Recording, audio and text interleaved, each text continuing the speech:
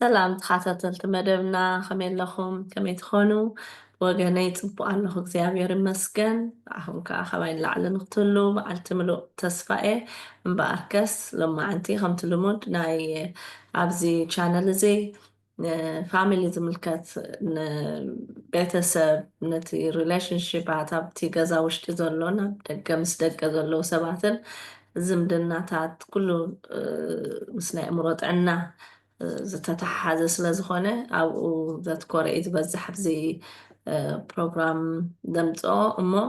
ሎማዓንቲ እምበኣር እቲ ቀንዲ ንኩላህና ኣብ ዝተፈላለየ እዋን ካብቲ ዘሸግረናን ካብቲ ዝኸብደና እንዳዓበና ድዩ ብተመክሮ እንዳወሰኽና እንዳተምሃርናዮ ንኸይድ እንዳለዓልና ንኸይድ እዚ ሓደ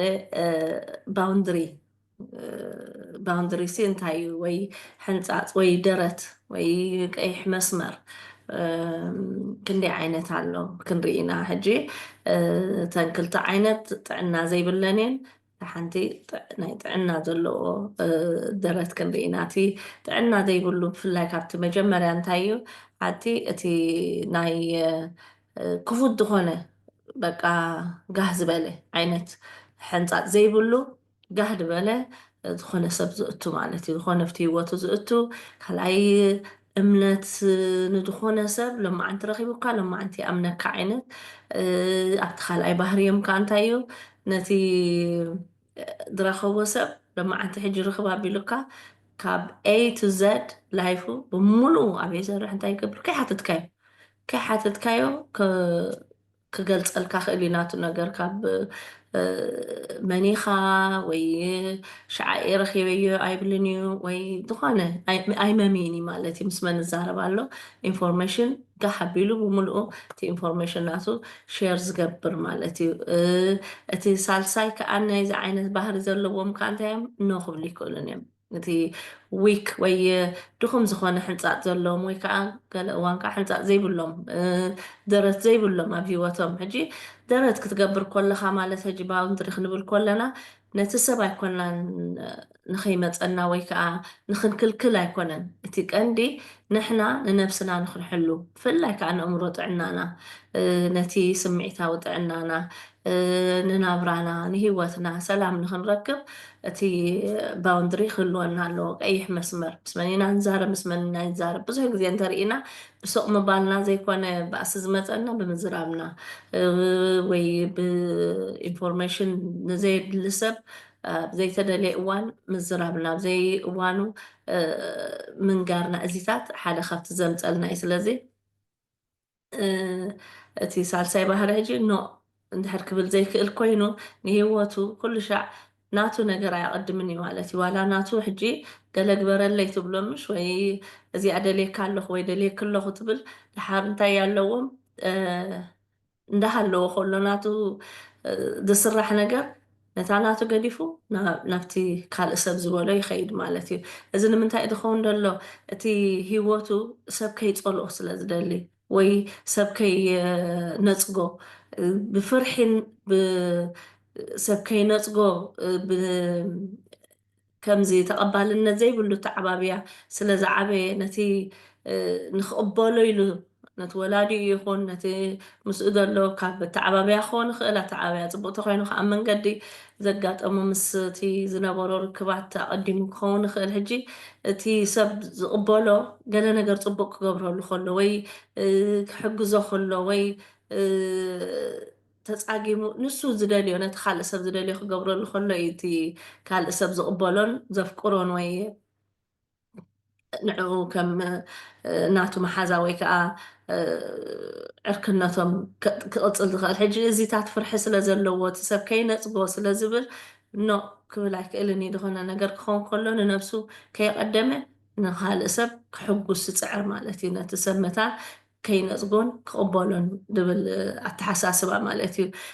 ካልእ ኣብ ናይ ካልእ ሰብ ከዓ እቲ ሓደ ባህሪ ናይ እዚኣቶም ካልእ ባህሪ ናይ እዚኦም ከዓ ኣብ ናይ ካልእ ሰብ ሂወት ከዓ ጠፍለቕ ኢሎም ኣትዎም ናይ ካልእ ሰብ ጉዳይ ኣብ ናይ ዘየድልዮም ዘይተፀውዕሉ ወይ ምኸረኒ ብዘይተባህልሉ ወይ ሓግዘና ኣብ ዘይተባህልሉ ከዓ በቃ ጠብሎቕ ኢሎም ይኣትዉ ማለት እዮም። ናይ ሕንፃፅ ስለ ዘይብሎም ማለት እዩ። ደረት ስለ ዘይብሎም ናይቲ ካልእ ሰብ ደረት እውን ኣይሕልውን እዮም። ናቶም ጥራሕ ኣይኮነ ናቶም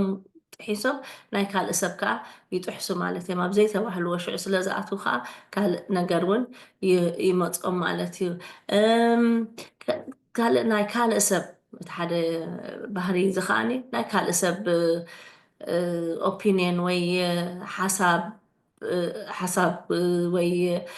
መርገፅ ብናይ ካልእ ሰብ እምበር ብናቶም ኣይከዱን እዮም። ካልእ ሰብ ብዝበሎም ወይቲ ካልእ ሰብ ብዝመርሖም እንተደይኮይኑ ናቶም ርእሲ ተጠቂሞም ወይ ናቶም ዝኾነ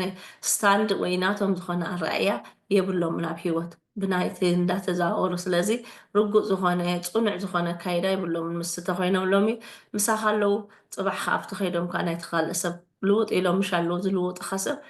ሎሚ ደሓና ይነበረን ወይ ምሳይ እንደይነበረን ዳ ከመይ ገይሩ ሕጂ የብሎም እናቶም መርገፅ ስለዝኾነ እዩ። ንዓኻ ፀሊኦምካ ወይ ንዓኻ ክጎድእካ ኢሎም ዘይኮኑ ናቶም መርገፅ ስለዘይብሎም ካልእ ከዓ ክልውጦም ከዓ ተፀለውቲ ማለት እዩ። ክፀልዉ ይክእሉን እዮም ብካልእ ግን ተፀለውቲ እዮም ማለት እዮም እዚኦም ዓይነት ሰባት። እቲ ሓደ ካልእ ባህሪኦም ከዓ ኮንፍሊክት ዝኾነ ነገር ምስ ሰብ ምበኣስ ወይ ምበኣስ ዘይኮነስ ዝኾነ ግርጭት ኣብ ዝኾነ ርክባት መቸም ግርጭት ኣሎ። ከይተጋራጭኻ ድሕር ትሓልፍ ኣለኻ ኣይትሰርሕን ኣለኻ ወይ ከዓ ኣይትዘራረብን ኣለኻ ማለት እዩ። ስለዚ ኣብቲ ስራሕ ደሎ ኣብቲ ምዝርራብ ደሎ ኣብቲ ርክባት ዘሎ ኩሉ ሻዕ ኣሎ ንእሽተይ ይኹን ዓብ ኣሎ። ነዚ ነገር እዚኣቶም ግን መታን ነቲ ግርጭት ክፈትሑ ክብሉ እቲ ሰብ ከይርሕቆም ኣባንደን ከይኮኑ ሎንሊነስ የፍርሖም ስለዝኾነ እዚኦም ምስ ግርግር ዘለዎ ሰብ ምኻድ ጥራሕ እዮም ዝፈትዉ። ስለዚ እሳ ከይትርሕቆም መታን እቲ በቃ ዘሎ ንዕበጦ ድሓን ኣነ የተጋጌ ኣብ ከለዉ በቃ ብብዝሒ ሶሪ ኣነ የተጋጌ ኣይገበርዎን እኮ ናቶም ጌጋ ኣይኮነን እንተዝፍታሕ ነይሩ ንዓኣቶም እውን ንፅባሕ ንጎር ፅቡቅ ነይሩ ነቲ ካልእ ሰብ እውን ጌግኡ ፈሊጡ ካብ ጌግኡ ክእረም ይኽእል። ስለዚ ምዚኦም ትኾንካ ጌጋኻ እውን ክትእረም ኣይትኽእልን ኢኻ ፕላስ እቲ በደል ኩሉ ሻዕ ኣኒኤ በቃ በደል ንሳቶም እዮም። እቲ ፅቡቅ ነገር ግን ንካልእ ሰብ እንዳበሉ ስለዝኮኑ ምክንያቱ ንነብሶም እንዳወፅዕዋ ስለዝነብሩ ማለት እዮም። ካልእ ከዓ ናቶም ዝኾነ ፐርሰናል ቫልዩ ወይ እምነቶም ድዩ ወይ በቲ ዘለዎም ሲ ጠጠው ኢሎም ኣብኣ ኣይፀኒዖም ናቶም ዝኾነ ነገር የብሎምን ከምቲ ናይ ካልእ ሰብ ሓሳብ ዝኸዱ ናቶም ቫልዩ ከዓ ቀልጢፎም እዚኣቶም ካብ ካልእ ተፀልዮም ዝኾነ ነገር ክወስዶም ይኽእል እዩ ካብቲ ናቶም ዕላማ ወይ ከዓ ካብቲ ናቶም ጎል ዘለዎም ማለት እዩ። ፕላስ እቲ ናይ መወዳእታ ባህርዮም ከዓ ወል መወዳእታ ዘይኮነ ካብቲ ቁርባት ባህርዮም ሲ ዘርዚርና ኢና ንዛረብ ዘለና። ስለዚ ኮሚኒኬሽን ከዓኒ ፓሲቭ እዮም ብዙሕ ከምዚ ነቲ ንፁር ዝኾነ መልእኽቲ ይሕልፉልካን እዮም ወይ እወ ወይ ኖኖ ወይ ገብራይ ኣይገብራ እንደይኮነ ምስ 10 ሰብ ሴም ታይም ኣብታ ሓንቲ ሰዓት ምስ ብዙሕ ሰብ ስለ ዝቋፀሩ እቲ ኮሚኒኬሽን ምስኦም ትገብሮ ክትኣምኖም እውን ኣይትኽእልን ኢኻ። ምክንያቱ ንዓኻ ሕራይ ኢሎምካ ነቲ ሓደ ሰብ ሕራይ ክብሉ እዮም ፅባሕ ሽዑኡ ምስ ሓተትካዮም ንዓኻ ከየበሉ ንዓኻ ከየጉሂ ነቲ ሓደ ከየጉሂ ክብሉ ነቲ ሓደ የጉሂዎ ነቲ ሓደ ንነብሶም ኣጉሂም ኣሎ ኦልሬዲ እቲ ናቶም ክገብሩ ዝግብኦም ኣይገብሮን ነቲ ንዓኦም ዝምልከቶም ከይገበሩ ንካልእ ሰብ ከቀድሙ ክብሉ ነቲ ካልእ ሰብ እውን ንኩሉ እዮም ነጋጨውዎ ዝነብሩ። ስለዚ ንፁር ዝኾነ ኮሚኒኬሽን የለን ምዚኣቶም ማለት እዩ። ሕጂ ከምዚ ዓይነት ሰባት እንድሕር ኮይንና ግን ምክንያቱ ፈቲና ኣይኮንና እቲ ድዓበናሉ ሃሲድና ኣሎ ኦልሬዲ ምክንያቱ እቲ ከባቢና ዝነበረ ሕራይ እንተይልናዮ ወይ ድሕር ንዕኡ ዝሕጉስ ጌርና ጥራሕ እዩ ዝፈትወና ነይሩ። ስለዚ እዚ ሒዝናዮ ከዓ ምስ ዓበና ስለዝመፃና ኣብዚ ሕጂ እንታይ ኢና ክንገብር ዘለና ንነብስና ከነፍቅራ ክንመሃር ኣለና። ንነብስና ኣቐዲምና ድሕሪ እቲ ንካልእ ወፃኢ ትገብሮ ንነብስካ ቅድም መግበረላ ንነብስካ ንብፃይካ ከም ነብስካ ፍቁሮ እዩ ዝብል እምበር ንብፃይካ ልዕሊ ነብስካ ፍቁሮ ድብል ሕጂ እቲ ምፍቃር ንነብስናን እቲ ንነብስና ምክንኻን ቀዲምና ብግዜና ይኹን ብገንዘብና ይኹን ብጉልበትና ይኹን ንነፍሰይ ቅድም ክዕርፋን ንነፍሰይ ክከናኸናን ነቲ ነፍሰይ ዘድልያ ፍልጠት ይኹን ብኩሉ ነገር ክገብረላ ምክንያቱ ብናይ ሰብ ፍልጠት ክነብር ኣይክእልኒ ብናይ ሰብ ዕላማ ዝሓንፀፆ ክኸይድ ኣይክእልኒ ብናይ ሰብ ቪው ክነብር ኣይክእልኒ ኣነ ቅድም ክህልወኒ ኣለዎ እንታይ እዩ ዘለ እንታይ እዩ መርገፀይ እንታይ እዩ ናተይ ባልዩ እዚታት ቅድም ክፈልጦ ኣለኒ መሊሰ ንነፍሰይ ክከናኸና እቲ ነፍሰይ ተድልዮ ንነፍሰይ ከፍቅራ ክኽእል ኣለኒ መሊሳ ከዓኒ ኣብ ነፍሰይ ዘለኒ ረኣየ ከዓ ትክክል ክኸውን ኣለዎ ከኽቡራ ንነፍሰይ ክኽእልሲ ኣለኒ ክቡር ዝሓስብ ክቡር ነገር ከዓ ክገብር ክኽእል ኣለኒ ንነፍሰይ ማለት እዩ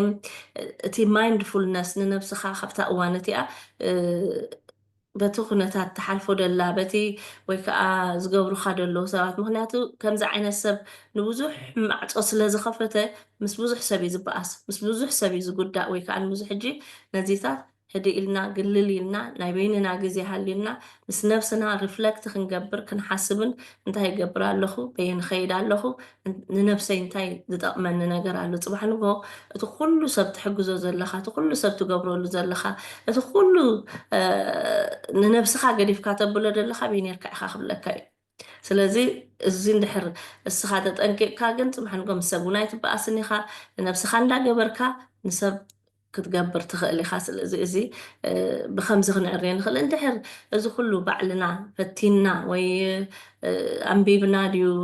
ርኢና ብተፈላለየ ንዓና ክምህረናን ክዕብየናን ዝኽእል ርኢና እንድሕር ዘይከውን ኮይኑ ግን ተረቢ ክንገብር ንኽእል ኢና ስለዚ ናብ ተረቢ ኸድና እውን ነገራትና ነጊርና እቲ ኩነታትናን ሽግርናን ከምዘይንኽእል ኮንፍሊክት ካብ ግርጭት ምርሓቅ ምዃንና እዚ ከምዚ ዓይነት ሰብ ኣብ ዝኾነ ዓይነት ሪሌሽንሽፕ ብፍላይ ካብ ናይ ሓዳር ይኹን ኣብ ዝኾነ ናይ ፍቅራዊ ርክባት ብጣዕሚ ሓደገኛ እዩ እቲ ምስኡ ዘሎ ሰብ ብጣዕሚ ቁስሊ እዩ ዝኸውን ምክንያቱ ንነፍሱ ስለዘይቀድም ማለት እዩ ነቲ ካልእ ሰብ ወይ ከዓ እንድሕር ምስኡ ዘሎ ሰብ ዓማፂ ኮይኑ ከዓ እቲ ዓመፅ እውን ተቐቢልዎ ክኸይድ ይኽእል እዩ ምክንያቱ ንኡ ስለዘይብል ስለዘይርሕቕ ማለት እዩ ካብቲ ድጎድኦ ዘሎ ነገራት እምበኣርከስ እቲ ካልኣይ ዓይነት ከንታይ ይመስል እቲ ካልኣይ ዓይነት ሕጂ እዚ እውን ብኣንፃሩ ዕፁው ማለት እዩ ዕፁው ሪጅድ ዝኾነ ባውንድሪ ዘለዎ ወይ ከዓ ደረቱ በቃ ቶታሊ ክሎዝድ ወላ ሓደ ሰብ ኣይቱን እዩ ንኩሉ ሰብ ዲስታንስ እዩ ምስ ኩሉ ሰብ ርሑቕ እዩ ካልኣይ ኣይኣምንን እዩ ወላ ሓደ ሰብ ኣይኣምንን እዩ ንነፍሱ ጥራሕ ይደኣምን ነፍሱ ከማን ዳርጋ ብዙሕ ክንድቲ ክስታ ይኮን ግን ኣትሊስት ግን ንነፍሱ እዚ ሓይሽ ነታ ነፍሱ ማለት እዩ ነታ ነፍሱ ጥራሕ እዩ ዝከናኸን ማለት እዩ ካልኣይ ጋርድ ዕፁው እዩ ነቲ ዝኾነ ኢንፎርሜሽን ናቱ ክዛረብ ወይ ኣብ ሽግር እንድሕር ወዲቑ ወይ ዝኾነ ፀገም ተለዎ ሓገዝ ንረክብ ዕፁው እዩ ሓባእ ቁስሉ ሓባእ ፈውሱ ይበሃል ምሽ እቲ ቁስሉ ስለዝሓብኦ ፈውሲ ከዓ ኣይረክብን እዩ ተዓፂቡ ኣገይሩ ይሓምም ይመውት እዚ ከምዚ ዓይነት ሕጂ ናይ ኣእምሮ ሕማም መብዛሕትኡ ግዜ ነቲ ሰብ ንኽብል ገብሮ እዩ በቃ ንኸይቀርቦ ንሰብ ንኸይኣምን ስለዝኸውን እቲ ፈውሲ እውን ኣይረክብን ካብቲ ሰብ ሶሻሊ ምስ ሰብ ስለተራኸበ ወይ ንሰብ ኣካፊሉ ሽግሩ ስለዘዕለለ ክፍወስ እንዳከኣለ ከሎ ኣይገብርን ማለት እዩ እዚ ከዓ ንኩሉ ሰብ ኖ እዩ ሓደ ኢልና ምሽ ኖ ኣይብሉን እዩ እዚ ከዓ ኖ እያ በቃ ኩላ ነገር most of his life ንድኾነ most of the time ኖ ያ እታ ዘረብኡ ማለት እዩ ሕራይ ዝበሃል ኣይወፆን እዩ ወይ ከዓ ባላንስ የብሉን ማለት እዩ ካብ ሰብ ከዓ ግሉል እዩ ምስ ሰብ ቁርፅ ድኾነ ኣብ መንጎ እቲ ሽግር ናይ ሰብ ንኸይሰምዕ እዝኑ ዝዓፁ ማለት እዩ ሕጂ ፀገም ዘሎ ድሕር ደይ ትሕግዝ ኮንካ ሰብ ኢና ኖ ኩሉ ሰብ ንስኻ ብወገንካ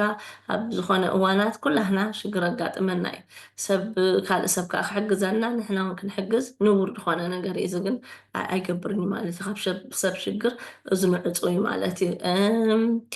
ካልኣይ እቲ ኦፒንየን ናይ ካልእ ሰብ ወይ እዚ ናይ ካልኦት ሰባት ሓሳባት ከዓ ኣይቅበልን እዩ ሓደ ብናይ ካልእ ሰብ እዩ ዝነብር እዚ ከዓ ብናይ ነብሱ ጥራሕ ይደቃ ኣነ እየ ድፈልጥ እቲ ኣነ ዝበልኳ እየ ዝኸይድ ኣነ ሕጂ ቁሩብ ከም ናይ ናርሲሲስት ዓይነት ባህሪ ማለት እዩ ኣነ ይጎ በቃ ንድበልክዎ ናተይ ይፅቡቅ ሓደ ሰብ ብጀካይ ዝፈልጥ የለን ዓይነት ዝብል ባህሪ እዮም ዘርእዩ ማለት እዮም። እዚ ከዓ ቶታሊ ብዛዕባ ግርጭት ይኹን ገለ ምክንያቱ ምስ ሰብ ኣይቀርብን እዩ ኣብኡ ከለውን ባእስ ተሰሚዑ እውን ክቀርቦ ይደሊን እዩ ዋላ ምዝርራባ የለን ኦልሬዲ ምስ ሰብ ኣይቀርብ ስለዝኮነ ስለዘይቀርብ እቲ ነገራት እውን ዝመፆ ብዙሕ የለን ነቲ ዝመፆ እውን ኣልጊስዎ ኢግኖር ገይሩ ወይ ድኸዳ ዓይ ኣግድሸንን እዩ ኣይእትወንን እዩ ናተይ ነፍሰይ ዝገብር ስለ ዝብል እቲ ናቱ ቫልዩ ከዓ እቲ እምነቱ ድዩ እቲ ኩሉ ነገር በትንሱ ዝብሎ እቲ ክብርታት ከዓኒ ኣነ እንተደይ ኮይኑ ናተይ ህዝቢ እንተደይ ኮይኑ ናተይ ወገን ናተይ ዓሌት ናተይ ገለ እንተደይ ኮይኑ ኣብ ካልእ ኣይከፍትን እዩ በቃ ሪጅድ ንቁጥ ዝኾነ በቃ ፍሌክሲቢሊቲ ዘይብሉ ኣካይዳ ከዓ ኣለዎ ማለት እዩ ኮሚኒኬሽኑ ከዓ ሞር ኣግረሲቭ ዓይነት ገለ ሰብ ኦልሬዲ ጉዱእ እንድዩ እዚኦም ዓይነት እዚኦም ከዓ ኦልሬዲ ብዝኾነ ዓይነት መጉዳእቲ ዝሓለፉ እዮም ትሮማ ሽግር ሰብ ዝሃስዮም ስለ ዝኾኑ ሕጂ ሰልፍ ዲፈንስ ኩሉ ሻዕ ብዲፈንስ እዮም ገለ ኢልካ ተተዛረብከዮም ሲ ነጢሩ ኣንግሪ ኮይኑ ዝምልሰልካ ሰብ ኣሎ ምሽ ኦልሬዲ ተጎድአ ስለ ዝኾነ በቃ እዚ ከዓ ኩሉ ሻዕ ኣንደር ክሳዮም ድኾኑ ከምዚ ኣለርት ገለ በቃ ሽግር መፀካ ኣሎ ሰብ ክዛረብ ከሎ ወይ ቁርብትለይ ኮሚኒኬት ክገብሮ ከሎ ከምዚ ንዑ ኣታክ ክገብሮ ዝመፅእ ስለ ዝመስሎ ቅልጥፍ ኢሉ ዲፈንስ ገብር ማለት እዩ ሕጂ ነቲ ካልእ ሰብ ከዓ የሰንብዶ ሕጂ እዚ እቲ ኢሞሽናል ኒድ ኣብቲ ውሽጡ ዘሎ እዩ ዝከምኡ ድገብሮ ደሎ ኦልሬዲ ተጎድአ ተሃሰየ ስለዝኮነ ቁርብትለይ ከምዚ ዓይነት ሰብ ብከመይ ክዕረ ዝኽእል ቁሩብ ፍንትት ክብል ክኽእል ኣለዎ ቁርብትለይ ነቲ ነብሱ ከለማምዳ ጆርናል ክገብሮ ኣለዎ እንታይ ኣ ኮይነ ከምዚ ትገብር ካብ ማእስየ እዚ ባህሬታ ንመን እየ ዘእቱ ንመን ተእተኹ ሓይሽ ንመን ከኣምን ክሓስብ ክኽእል ኣለዎ ሪፍለክት ክገብር ንበይኑ ምስ ነብሱ ክዘራረብ እንታይ እየ ድኸውን ደሎ ኢሉ ክርኢ ክኽእል ኣለዎ ሕጂ ነብስና ካብዘን ንሪአን ዘለና እንድሕር ኮይንና ቸክ ንግበራ ንፅሓፍ ፎቲ ንክልክሎ ዘለና ነገር እንታይ ኮይንና ንክልክል ኣለና ቁሩብ እንተኸፈትኮ ከንታይ ኣለዎ ቁሩብ እንተተበልኩ ከይጉዳእ ስለዝሓስብ እንዲ ኢትስ ኦኬ ቁሩብትለይ ነዚ ነገር እዚ ሲ ክፍት ኣቢለ ንሰብ ልበይ ክኸፍተሉ ንሰብ ወነረብል ኮይነ ሽግረይ ክዛረብ ክኽእል ኣለን እንድሕር እዚ ኩሉ ገይሩ ወይ ንበይኑ ንነብሱ ሓሲቡ ባዕሉ ብተፈላለየ መንገዲ ገይሩ ብመፅሓፍ ይኹን ብቪድዮታት ርዩ ክዕረ እንድሕር ደይከኣልካ ተረፒ ከይዱ ከዓ እዚ ዓይነት ፀገም ኣለኒ እሞ ብከመይ ክዕረ ይኽእል ኢሉ ክዕረ ዝኽእል ነገር እዩ ሓንቲ ግን ንነብስና ክንፈልጣ ክንክእል ኣለና ኣበይና ዘለና እንታይ ዓይነት ሰብ ኢና እንታይ ዓይነት ባውንድሪ እዩ ዘለና ክፉት ድዩ ፀቢቑ ወይ ድኹም ዝኾነ ድዩ ዘለና ወይስ ፀቢቑ ዕፁው ዝኾነ ዕፅዋት ኢና እቲ ሳልሳይ ናይ ጥዕና ዘለዎ ከዓኒ ናይ ንመን እቱ ንመን ውፅእ ዝፈልጥ ማለት እዩ ታሳሰይቲ እታ ናይ ጥዕና እያ ንመን ትእቱ ንመን ኣብ ሂወትካ ትእቱ ንመን ተውፅእ ንመን ተኣምን ንመን ኣይተኣምንን ንክትኣምኖ ከዓ ነትሰብካ ግዜ ትወስድ ነዊሕ ስእልካ ምፅእ ኢልካ ደይኮነ ክትኣምኖ ወይ ከዓ ኣብኡ ከለካ ኣይኣምኖን ኢልካ ክትዓፅቦ ዘይኮነ ግዜ ትወስድ ግዜ ወስድ ማለት እዩ ግዜ ወሲዱ ከዓ ነቲ ከኣምኖ ዘለዎ ኣምኖ ነቲ ደየድልዮ ከዓ ሕንፃፅ ገይሩ ኣርሕቆ ሕጂ እታ ሕንፃፅ እንታይኣ ነቲ ሰብ ንኸተርሕቆ ደይኮነ ወይ ከዓ ንሰባት ከተልግሶም ደይኮነ ንዓኻ ንነብስኻ ንክትሕሉ ንጥዕናኻ ንክትሕሉ ንዓኻ ንሰላምካ ከዓ ንክትሕሉ ብሰላም ክትነብር ባእሲ እውን ከይበዝሓካ ካብቲ ሂወትካ ማለት እዩ ፐርሰናል ኢንፎርሜሽን ናቱ ከዓ እዚ ዓይነት ሰባት ከዓ ንሰባት ምፅእ ኢሎም ኣይ ከም ዘድሊ ኣብቲ ደሊ ኩነታት ምስ መን ይዛረቡ ፈልጡ ምስ መን ኣይዛረቡን ምስ መን ስቕ ዝብሉ ፈልጡ እቲ ዘድልዮም ምስ መን ከካፍሉ ኣለዎም ምስጢሮምን ንመን ከዓ ሱቅ ክብሉ ዘለዎም ይፈልጡ እቲ ካልእ መንገዲ ከዓ እታ ሓደ ባህሪ ከዓ ዘለዎም ከዓ ኖ ምባል ከዓ ይኽእሉ ሕራይ ምባል ከዓ ዝፈልጡ እቶም ሓደ እንታይ ኢልናዮም ነርና ኖ ኣይፈልጡን እዮም ሕራይ ከዓ እቲኦም ሓደ ከዓ ሕራይ ኣይፈልጡን እዮም እዚኦም ግን ክልትዩ ኣብቲ ዘድሊ እዋን እንድሕር ዘይጥዕሞም ኮይኑ እንድሕር ንዕኦም ፕሮግራም ኣለዎም ኣብ ርእሲኡ ንካልእ ሰብ ኖ ኣይብሉን እዮም ሕራይ ኣይብሉን እዮም እንድሕር ፕሮግራም ዘይብሎም ኮይኖም ከዓኒ ዋላ ሎሚ ኣይጠዓሞም ንዝመፅእ ደሎ ሰሙን ክሕግዘካ እየ ወይ ክረኽበካ እየ እዚ ዓይነት እቲ ሂወቶም ስሩዕ ዝኾነ ስለዝኾነ ፍሉጥ ስለዝኾነ እቲ ሂወቶም ኣካይዶምን ንሰብ ንክሕግዙ ከዓ ፀገም የብሎምን ማለት እዩ ወይ ከዓ ኖ ንክብሉ ከዓ ሽግር የብሎምን ናይ ሰባት ካልኦት ንሰባት ንክሕግዙ ወይ ከዓ ኢንቮልቭ ክገብሩ ቱ ማች ኢንቮልቭ ኣይገብሩን እዮም ሕግዙ እዮም ግን ዊዝኣውት ባውንድሪ ናይቲ ካልእ ሰብ ከይጠሓስ እዮም ዝሕግዙ ክሕግዘካ ዶ ወይ ከዓ እንድሕር ፈቃደኛ ዲኻ ከም ዝተበልኩ ወይ ንሱ እንድሕር ሓቲትዎም ከዓ የበርክትሉ እምበር ጥሒስካ ኣብ ዘየድልየካ ኣብ ዘይከውን ንዓኻ ዘይምልከተካ ኣይኣትውን እዮም እንጂ ከምኡ ስለ ዝኾኑ ከዓ ባላንስ ዘለዎ ምስ ዝኾነ ሰብ ከዓ ብፅቡቅ ክነብሩ ይኽእሉ ማለት እዮም ካልእ ከዓ እቲ ባህርዮም ከዓ ናቶም ዝኾነ ቫልዩ ኣለዎም ናቶም የኽብሩ እዮም ቫልዮም ናይ ሰብ ኦፒንዮን ናይ ሰብ ቪው ናቶም ቪው የኽብሩ ናይ ሰብ ቪው ከዓ የኽብሩ ስለዚ መምዮም ትድሓይሽ ይወስዱ ማለት እዮም ናቶም ኦረዲ ግን ፅኑዕ ዝኾነ ቪው ኣለዎም ናቶም ማለት እዩ ኣብቲ ግርጭት ክመፅእ ከሎ ከዓ እዚኣቶም እቲ ግርጭት ከም ናይ ሂወት መስርሕ ወይ ከዓ ሓደ ካብ ፓርት ኦፍ ዩር ላይፍ ዓይነት ናይ ሰብ ወዲ ሰብ ሂወት ሲ ግርጭት ኣሎ ምፍታው ኣሎ ምበኣስ ኣሎ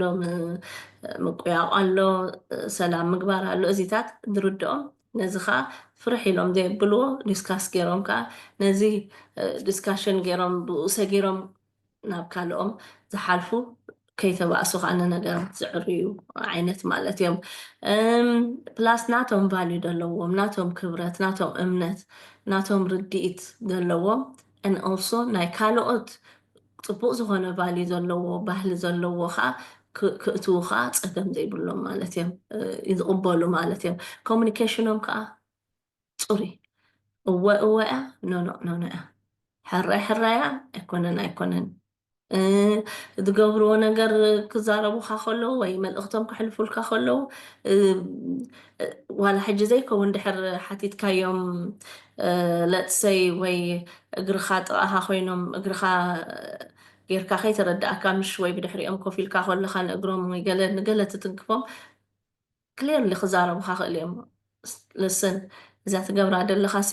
ቅርብትለይ ትርብሸኒ ኣለካ እሞ ጠጠው ዶ ክተብላ በቃ ንክዛረቡካ ሲ ፀገም ዘይብሎም ኣሰርቲቭ ዝኾነ ኣዘራርባ ዘለዎም እቲኣቶም ግን ይፈርሑ እቲኦም ዊክ ዘለዎም ወይ ከዓ ቁሉዕ ዝኾነ ባውንድሪ ዘለዎም ዋላ ሰብ እንዳነቕነቆም ዋላ ሶም ደስ ዘይብሎም እንዳገበረ ኩሉ ሰብ ኣይዛረቡን ገለ ተበለኒኸ ተፀላእ ኣለኸ እቲኦም ከዓኒ ብሕርቃን እንድሕር ትንክፍ ኣቢልዎም ከዓ ብሕርቃን ይምልሱሉ ማለት እዚኣቶም ግን ብፅሩይ ዝኾነ ህድኣት ዘለዎ ብጥዑይ መንገዲ ደስ ኣይትብለኒ ድበል ዝብልዋ ነገር ደስ ዘይትብሎም ነገር ደስ ኣይትብለንን ኢሎም ንክዛረቡ ዘይስከፉ ወይ ዘይፈርሑ ወይ ከዓ ዘይሓርቁ ወይ ከምቲኣቶም ከዓ ሱቕ ዘይብሉ ማለት እዩ እሞ ኣይሆፕ ገለ ነገር ተማሂርና ክኸውን ተስፋ ይገብር ኣብ ዝመፅእ ዘሎ ቪድዮ የራኽበና እንድሕር ፈቲኹሞ ፕሊዝ ሼር ግበርዎ ላይክ ወይ ከዓ ሳብስክራይብ ግበርዎ ኩሉ መታን ክበፅሕ እሞ ይቐኒለይ ብሰላም ይራኽበና